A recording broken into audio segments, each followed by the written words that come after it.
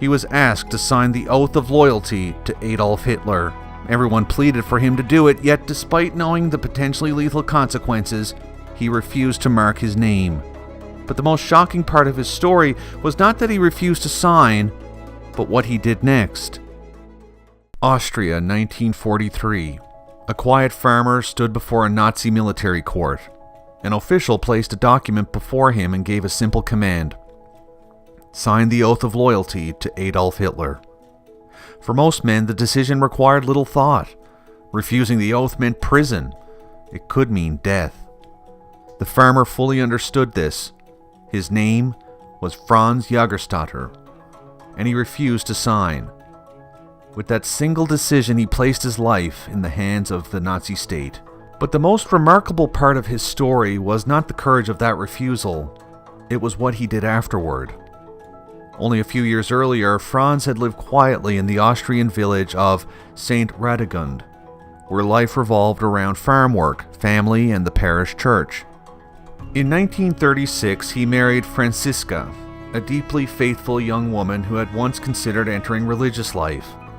Their marriage was known in the village as a happy one. They prayed together, read scripture together, and raised 3 daughters. Franz worked the farm and spent his evenings with his family. It was an ordinary life.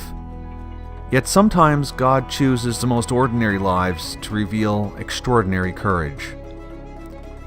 In 1938, Nazi Germany annexed Austria. The symbols of the new regime quickly appeared everywhere. Many welcomed it, others remained silent. But Franz saw something troubling beneath the promises of unity and strength. The regime demanded more than obedience.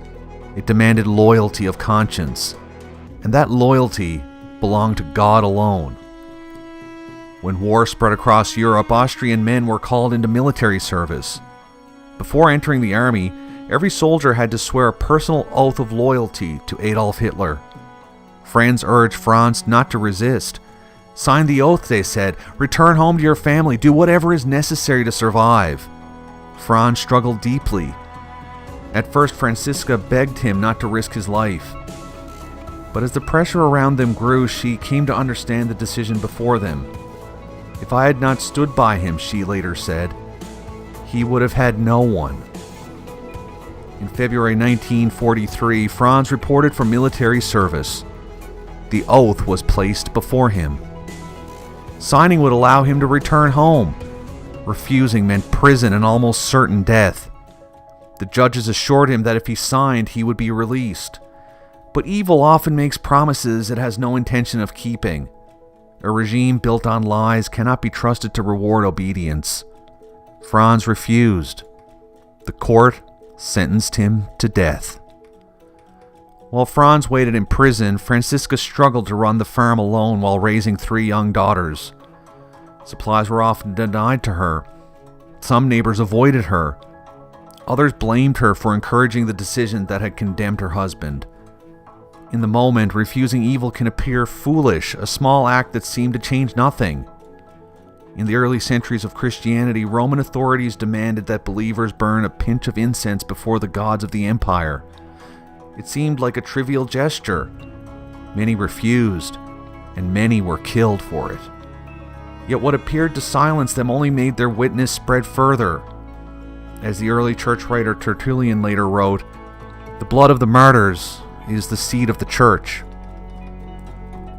On August 9th, 1943, Franz was taken to Brandenburg prison. In the final hours before his execution, he wrote a letter to his wife. But rather than curse those who had condemned him, he followed the example of Christ. "I forgive all who have hurt me," he wrote, "and may God forgive them as well." Then with humility he added, "If I have offended anyone, I ask forgiveness from my heart." Soon afterward, the guards led him to the guillotine. Moments later, his sacrifice was complete. At the time, many believed his refusal had accomplished nothing. The regime remained, the farmer was dead, his family was left to suffer, but history did not end there. Over the decades, his witness became known far beyond his small village. inspiring countless Christians to remember that fidelity to conscience is worth more than life itself. In 2007, Pope Benedict XVI recognized his martyrdom, and thousands gathered in Linz Cathedral in Austria as the church declared him Blessed Franz Jägerstätter. Many of those who cooperated with evil to save themselves are now forgotten, but the farmer who refused to betray his conscience is remembered. For Franz had sought the true meaning of life, union with God. In his final letter, he wrote these words: "I am completely bound in inner union with the Lord."